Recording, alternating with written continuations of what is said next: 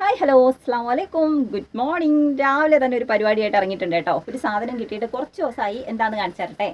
ദേ ഇത് തന്നെയാണ് ഐറ്റം. ഇത് റോസയുടെ കമ്പാണ് കേട്ടോ. നിറയെ മുള്ളുകൾ കണ്ടോ, മൊത്തത്തിൽ മുള്ളാണ്. അത്യാവശ്യം നല്ല രീതിക്ക് ഒരു ജോലി ചെയ്തെടുത്താലേ ഇതിനെ നമുക്കൊരു ക്രാഫ്റ്റിൻ്റെ പരുവത്തിലോട്ട് മാറ്റാൻ പറ്റുള്ളൂ. അപ്പം ഇത് കണ്ടപ്പോൾ മുതലേ ഞാൻ ആലോചിക്കുകയാണ് എന്തെങ്കിലും ഒരു പരിപാടി ഒപ്പിക്കണം എന്നുള്ള കാര്യം.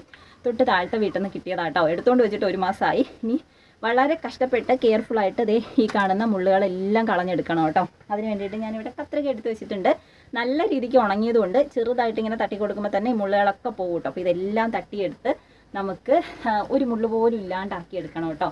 കുറച്ച് റിസ്ക് പിടിച്ച പരിപാടിയാണ്, എന്നാലും ഫൈനൽ റിസൾട്ട് കാണുമ്പോഴത്തേക്കും ഒരു സന്തോഷമൊക്കെ വരുമായിരിക്കും. നിങ്ങൾ വീഡിയോ ഫുള്ളായിട്ട് കാണുക. ഫൈനൽ റിസൾട്ട് നിങ്ങൾക്ക് ഇഷ്ടമായെന്ന് പറയാം കേട്ടോ. ഞാനിതിൻ്റെ മുള്ളൊക്കെ ഒന്ന് കളഞ്ഞെടുക്കട്ടെ. കുറച്ച് നേരത്തെ കഷ്ടപ്പാടിന് ശേഷം ഒരു പോർഷനെ ഞാൻ എടുത്തിട്ട് അതിൻ്റെ മുള്ളൊക്കെ കളഞ്ഞ് നമുക്കിങ്ങനെ പിടിക്കാൻ പറ്റുന്ന രീതിയിലാക്കി എടുത്തിട്ടുണ്ട് കേട്ടോ. മൊത്തം ചെയ്തെടുക്കുകയാണെന്നുണ്ടെങ്കിൽ കുറേ ടൈം വേണം.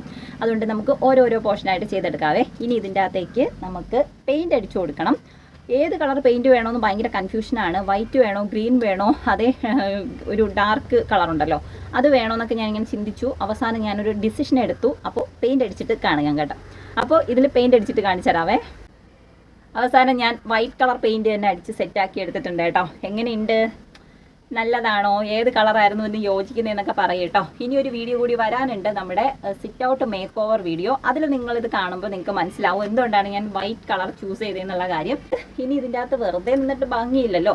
അപ്പോൾ കുറച്ച് ഫ്ലവേഴ്സ് സെറ്റ് ചെയ്ത് കൊടുക്കണം. അതിന് വേണ്ടിയിട്ട് കുറച്ച് ദിവസമായിട്ട് ഞാൻ ഇരുന്ന് സാറ്റിൻ്റെ റിബൺ വെച്ചിട്ട് കുറച്ച് ഫ്ലവേഴ്സ് ചെയ്ത് വെച്ചിട്ടുണ്ട് കേട്ടോ. അപ്പോൾ അതിന് ഓരോന്നായിട്ട് നമുക്ക് ഒട്ടിച്ച് പറക്കിയെടുക്കാം. വായോ, അടുത്ത പരിപാടി അതാണ്. അതിന് വേണമെങ്കിൽ നമുക്ക് അകത്ത് പോകണം, കാരണം ഗ്ലൂ ഗൺ വെച്ചിട്ടാണ് ഒട്ടിക്കുന്നത്. അപ്പോൾ പോയിട്ട് ഒട്ടിച്ചിട്ട് വരാം. വായോ. ഉണ്ടാക്കിയെടുത്തേക്കുന്ന ഫ്ലവർ കാണിച്ചു തരട്ടെ. ഈ ഫ്ലവർ മേക്ക് ചെയ്യുന്നത് എങ്ങനെയാണെന്ന് ഞാൻ ഇതിന് മുന്നത്തെ വീഡിയോയിൽ കാണിച്ചിട്ടുണ്ട് കേട്ടോ. അതുകൊണ്ടാണ് വീണ്ടും കാണിക്കാത്തത്. അതിൻ്റെ ലിങ്ക് ഞാൻ ഡിസ്ക്രിപ്ഷനിൽ കൊടുക്കാം. കുഞ്ഞു കുഞ്ഞു ഫ്ലവേഴ്സാണ് കേട്ടോ ഉണ്ടാക്കിയെടുത്തേക്കുന്നത്. വൈഹാൻ്റെ ദഫിലാണ് കേട്ടോ വെച്ചേക്കുന്നത്. നമ്മൾ ഡൈനിങ് ടേബിളിൽ കുറച്ച് ഫ്ലവേഴ്സ് ഇട്ട് കൊടുത്തിട്ടുണ്ട്. ആ ഫ്ലവർ എങ്ങനെയാണ് ഉണ്ടാക്കുന്നതെന്ന് കാണിച്ചിട്ടുള്ളതാണ്, ആ വീഡിയോ ഇട്ടിട്ടുള്ളതാണ്. അപ്പോൾ അതിൻ്റെ ലിങ്ക് ഞാൻ കൊടുത്തേക്കാം. സെയിം തന്നെയാണ് ഈ ഒരു ഫ്ലവറും ചെയ്തെടുത്തേക്കുന്നത്. വ്യത്യാസം എന്താണെന്ന് വെച്ചാൽ ഇത് കുറച്ചും കൂടി കുഞ്ഞു റിബണിലാണ് ചെയ്തേക്കുന്നതെന്ന് മാത്രം. അപ്പോൾ ഇനി ഇത് നമുക്ക് ഒട്ടിച്ചു കൊടുക്കാം. അപ്പോൾ അത് ഇവിടെ ഗ്ലൂ ഗൺ കുറേശ്ശെയായിട്ട് ചൂടായി തുടങ്ങിയിട്ടുണ്ട്. അപ്പോൾ നമുക്കിവിടെ ഒട്ടിച്ചു കൊടുക്കാം കേട്ടോ. അപ്പോൾ അതേ ഇവിടെ ഞാനൊരു അസിസ്റ്റൻറ്റിനെ നിർത്തിയിട്ടുണ്ട്. അനമ്മ ഇത് പിടിക്കും. എന്നിട്ട് തേനൊക്കെ വെച്ചിട്ട് ഒട്ടിച്ചു കൊടുക്കുകയാണ് ചെയ്യുന്നത്. ഇതേമാതിരി കേട്ടോ. കണ്ടോ, ഇത് ഇച്ചിരി ടാസ്ക് പിടിച്ചൊരു പരിപാടിയാണ്. എവിടെയെങ്കിലും സ്വസ്ഥമായിട്ട് ഇരുന്ന് പതിയെ ഒട്ടിച്ചെടുക്കാനേ പറ്റുള്ളൂ. അപ്പം ഞാനിത് മൊത്തത്തിൽ ഒട്ടിച്ച് പറക്കി എടുത്തിട്ട് കാണിച്ചു തരാം. അപ്പോൾ ഫ്ലവേഴ്സൊക്കെ ഒട്ടിച്ചെടുത്ത് ഒരു ചെടിച്ചട്ടിക്കകത്ത് ഇങ്ങനെ നിർത്തിയിട്ടുണ്ട് കേട്ടോ. ഇഷ്ടപ്പെട്ടാൽ ലൈക്ക് ചെയ്യാൻ മറക്കണ്ട കേട്ടോ.